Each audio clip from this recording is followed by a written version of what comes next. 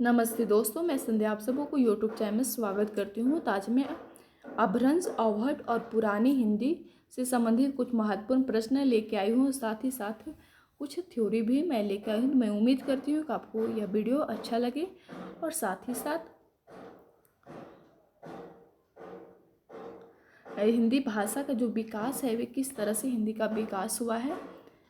तो हिंदी का जो विकास है वे संस्कृत, सबसे पहले संस्कृत, उसके बाद पाली, प्राकृत, अपभ्रंश, अवहट और पुरानी हिंदी, इस तरह से हिंदी का विकास क्रम हुआ है।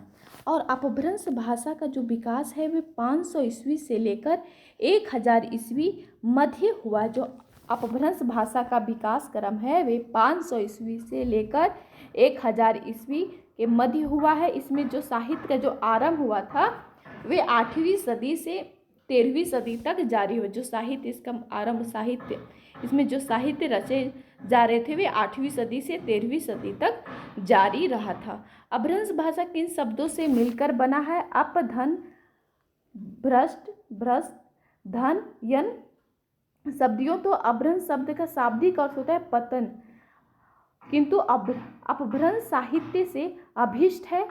प्राकृत भाषा से विकसित भाषा विशेष का साहित्य है। अपभ्रंश जो भाषा के रचनाकार कौन कौन है?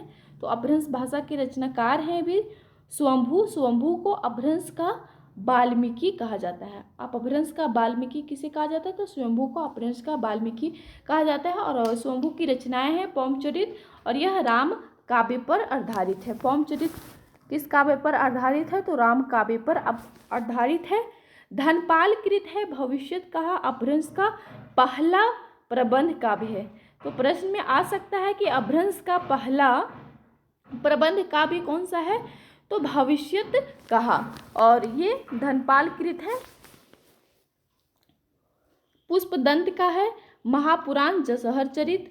अपभ्रंश भाषा की ये सभी रचनाएं हैं। सरहप्पा, कन्हप्पा आदि सिद्धों की रचनाएं चर्यापद, दोहा, कोशी आदि हैं। और अपभ्रंश से आधुनिक भारतीय भाषाओं का विकास किस तरह से हुआ है? तो अपभ्रंश के भेद और आधुनिक भारतीय आर्य भाषा।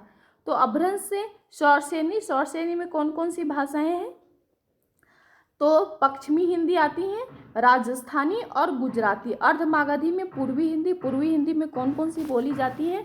तो अवधी, बघेली, छत्तीसगढ़ी। इस तरह से आपको अच्छे से याद करना है पश्चिमी हिंदी में कौन कौन से बोली जाती है, क्योंकि इससे संबंधित भी प्रश्न देखने को मिल सकती है। और मागधी में आती है बिहारी, उड़िया, बंगला, असमिया। खस में पहाड़ी जो सौरसेनी से प्रभावित हुई हैं। ब्राचड़ में पंजाबी, ये भी सौरसेनी से ही प्रभावित हुई हैं। और महाराष्ट्री मराठी हैं। अवहट अपभ्रष्ट शब्द का विकृत रूप है। अवहट किसका विकृत रूप है? तो अवहट है वे अपभ्रष्ट का विकृत रूप है। इसे जो अपभ्रंश का जो परवर्ती रूप है वे अपभ्रंश या का ही परवर्ती रूप है अवहट।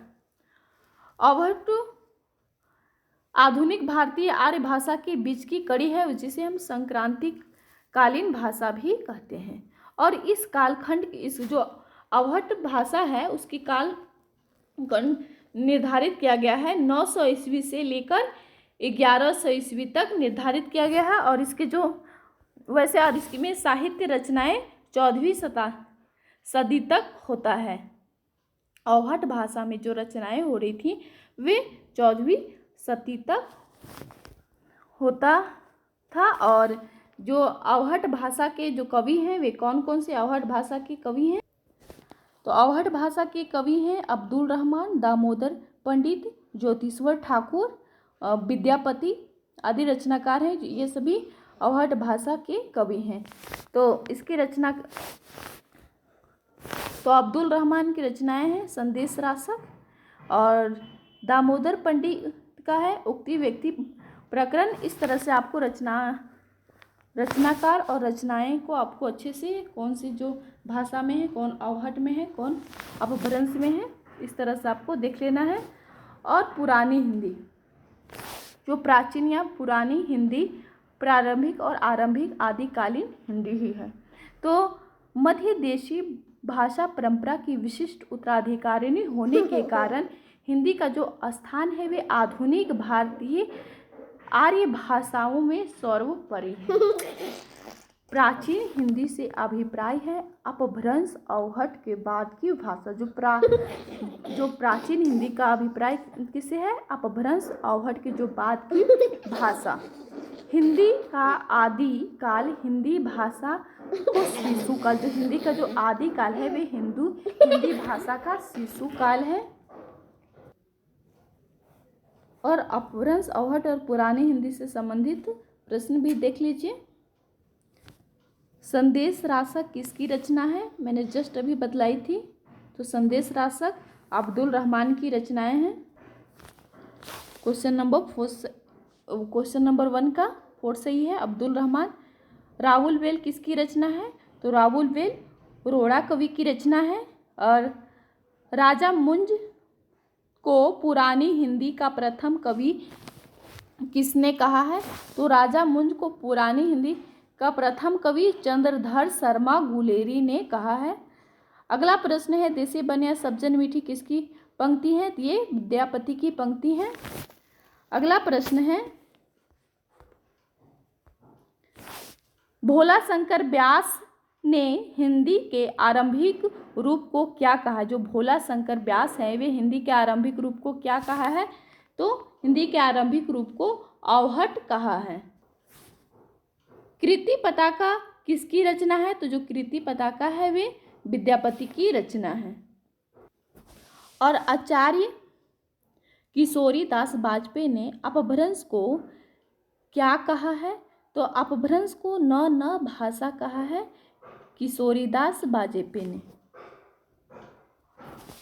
अवहट शब्द सर्वप्रथम प्रयोग मिलता है। तो जो अवहट शब्द है वे सर्वप्रथम प्रयोग मिलता है वर्ण रत्नाकर में। और वर्ण रत्नाकर किसकी रचना है?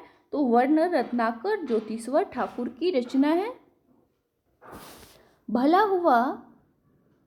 हुआ जो मरिया बहिनी महारा कंती किसकी पंक्ति है? तो ये पंक्ति है वे हेमचंद की पंक्ति है। कुमारपाल चरित के रचनाकार हैं। तो जो कुमारपाल चरित के रचनाकार हेमचंद हैं, हेमचंद्र। मैथिल कोकिल किसे कहा जाता है? तो मैथिल कोकिल है वे विद्यापति को कहा जाता है। गोरी सोए सोच पर मुख पर डाले की किसकी पंक्ति है? तो ये अमीर खुसरो की पंक्ति है। अगला प्रश्न है, भाषाओं को प्राचीन से नवीन क्रम में व्यवस्थित करना है। तो प्राचीन से नवीन क्रम में आपको व्यवस्थित करना है। तो संस्कृत, पाली, प्राकृत और अपभ्रंश है। प्राचीन से नवीन क्रम में आपको व्यवस्थित करना था इसमें। तो ऑप्शन नंबर 84 वैष्णव की वार्ता पुस्तक के लेखक कौन है? तो 84 वैष्णव वार्ता पुस्तक के लेखक हैं वे गोकुलनाथ हैं। ऑप्शन नंबर 4 सही होगा। रामायण की भाषा क्या है? तो जो रामायण की भाषा है वे संस्कृत है। दक्षिणी हिंदी का दूसरा नाम क्या है? तो हिंदवी नाम है। दक्षिणी हिंदी का दूसरा नाम हिंदवी है। अगला प्रश्न है, कृतिलता किस भाषा की रचना है? जो कृतिलता है वे किस भाषा की रचना है? तो यह अवहट भाषा की रचना है और विद्यापति द्वारा रचित है। अगला प्रश्न है, खड़ी बोली हिंदी का विकास किस भाषा से हुआ? जो खड़ी बोली हिंदी का जो विकास है वे किस भाषा से हुआ है? तो अपभ्रंश भाषा से हुआ है।